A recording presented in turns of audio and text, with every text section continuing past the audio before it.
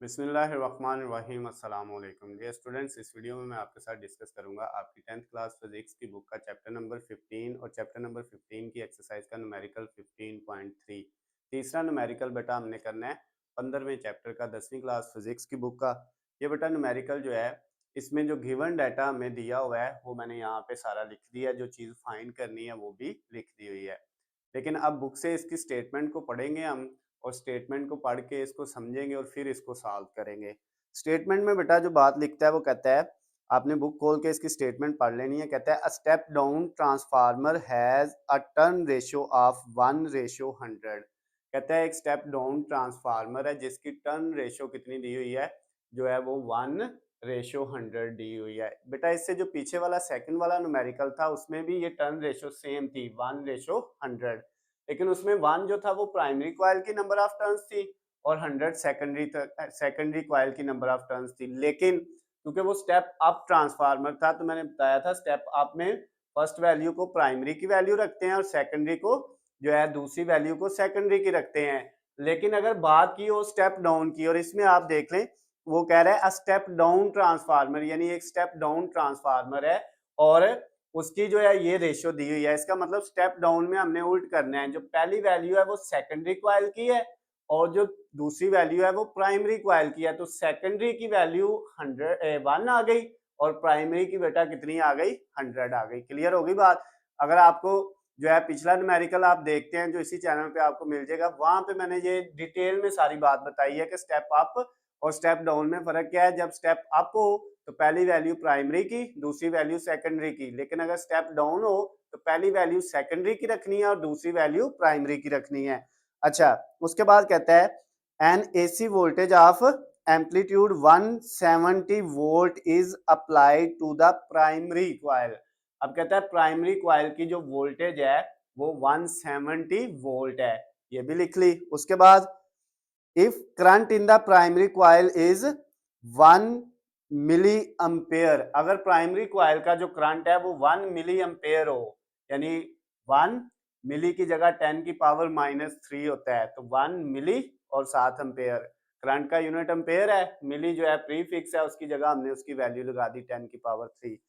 ये primary coil की अगर करंट है तो what is the current in the secondary coil. Secondary coil जो है एस मीन सेकेंडरी, तो सेकेंडरी कॉइल का आई करंट फाइंड हमने करना है, ये चीज हमने फाइंड करनी है बेटा। तो इसको सॉल्व करने के लिए जो है हम पहले ट्रांसफार्मर की जो टर्न्स रेशियो है उसका फार्मूला लगाएंगे। अब बेटा ये याद रखिएगा, ये आई एस फाइंड करने के लिए हमें जो फार्मूला यहाँ पे यूज करना है वो ये वाला होगा, V P I P is equal to V S I S. ये बेटा आपके पास पावर का फार्मूला होता है, जो है ये प्राइमरी की पावर और ये सेकेंडरी की पावर। ये प्राइमरी की पावर जो है पावर का फार्मूला है वी आई, प्राइमरी की वी पी आई पी और सेकेंडरी की वी एस आई एस, तो ये दोनों इक्वल है तो इनका फार्मूला ये वाला होता है। ये बेटा हमने यहाँ पे फार्मूला यूज करना है V P I P is equal to V S I S वाला। अब इस फार्मूले में हमें क्या क्या चाहिए, वी पी वो हमारे पास है, बिल्कुल है। फिर आई पी चाहिए, ये भी हमारे पास है। फिर हमें क्या चाहिए, वी एस चाहिए, ये हमारे पास यहाँ पे वी एस कहीं पे नहीं दिया हुआ। और आई एस तो हमने वैसे ही फाइंड करना है, इसका मतलब पहले हमें क्या निकालना पड़ेगा, वी एस निकालना पड़ेगा। उसके लिए हम क्या करेंगे बेटा, ट्रांसफार्मर की जो टर्न्स रेशियो का फार्मूला है वो यूज करेंगे। वो बेटा होता है हमारे पास V S over V P is equal to N S over N P. चाहे ये वाली वैल्यू इधर लिख लें और ये वाली इधर लिख लें, इससे कोई फर्क नहीं पड़ता है। तो वी एस हमने फाइंड करना है, इसको ऐसे लिख दिया, नीचे वी पी ये हमारे पास है, कितनी वैल्यू है वी पी की, वो है 170 उसकी इक्वल एन एस की वैल्यू भी हमारे पास है, वो है 1। उसके बाद एन पी की वैल्यू कितनी है, 100 है, ये भी लिख दी। अब बेटा ये वैल्यू इधर डिवाइड हो रही है तो इधर जाके मल्टीप्लाई हो जाएगी, तो वी एस का आंसर क्या आ जाएगा, 1/100 मल्टीप्लाई 170।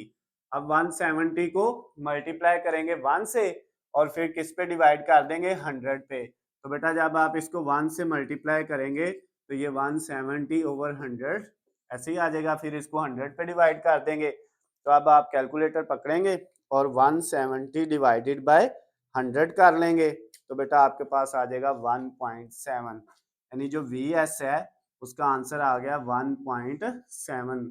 और ये आपकी वोल्टेज है सेकेंडरी कॉइल की, तो इसका यूनिट वोल्ट होता है। ये उसने कहा नहीं था फाइंड करे, लेकिन जो चीज हमने फाइंड करनी है उस फार्मूले में इस वैल्यू की हमें जरूरत थी, इसलिए हमने ये फाइंड कर लिया है। अब बेटा हम ये वाला फार्मूला लगाएंगे जो है क्या करने के लिए, सेकेंडरी करंट फाइंड करने के लिए, VS IS is equal to VP IP। इससे बेटा कोई फर्क नहीं पड़ता है कि आप क्या करें, पहले जो है वो सेकेंडरी वाले लिख लें और बाद में प्राइमरी वाले, क्योंकि ये दोनों एक दूसरे के इक्वल हैं। ये वाली वैल्यू इधर आ सकती है और ये वाली वैल्यू इधर जा सकती है। तो अब हमारे पास VS आ गया हुआ है, वो है 1.7 आया इसकी वैल्यू, साथ IS हमने फाइंड करना है यानी सेकेंडरी कॉइल का करंट। VP हमारे पास है बेटा, वो कितना है, VP वो है 170, ये 170 मल्टीप्लाई IP ये भी है, ये है 1 मल्टीप्लाई 10 की पावर -3, 1 मल्टीप्लाई 10 की पावर -3। अब IS हमने फाइंड करना था, ये इधर ही 170, इसको 1 से मल्टीप्लाई करेंगे तो 170 रहेगा और साथ 10 की पावर -3 आ जाएगा डिवाइडेड बाय ये जो 1.7 है, ये बेटा इधर आके क्या हो जाएगा, डिवाइड हो जाएगा।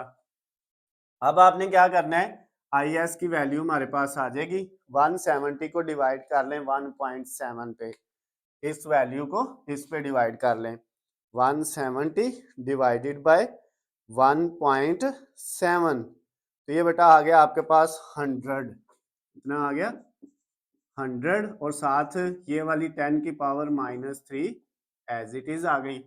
अब आपको पता है कि इसका पॉइंट इशारिया यहाँ पे है, 10 की पावर -3 है तो 3 डिजिट इशारिया हमने पीछे लेके आना है, तो इधर से 1 डिजिट 2 डिजिट और 3 डिजिट, इधर बेटा आपका इशारिया आ जाएगा 1 से पहले आ जाएगा, इशारिया आगे 0 लगाएं या ना लगाएं इनसे कोई फर्क नहीं पड़ता है, तो ये 10 की पावर क्या हो जाएगी, खत्म हो जाएगी।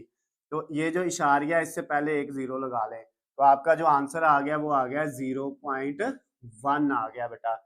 और ये किसकी वैल्यू है, IS सेकेंडरी कॉइल का जो करंट उसने कहा था फाइंड करना है वो कर लिया है, और इसका यूनिट क्या होगा बेटा, एम्पेयर, और एम्पेयर का हम सिर्फ क्या सिंबल लगाते हैं, A लगाते हैं।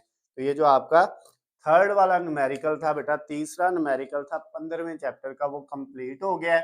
अगर बेटा इस न्यूमेरिकल में आपको कोई भी चीज समझ ना आई हो तो नीचे स्क्रीन पे आपको मेरा नंबर नजर आ रहा है, आप मुझे कॉल करके मैसेज करके पूछ सकते हैं।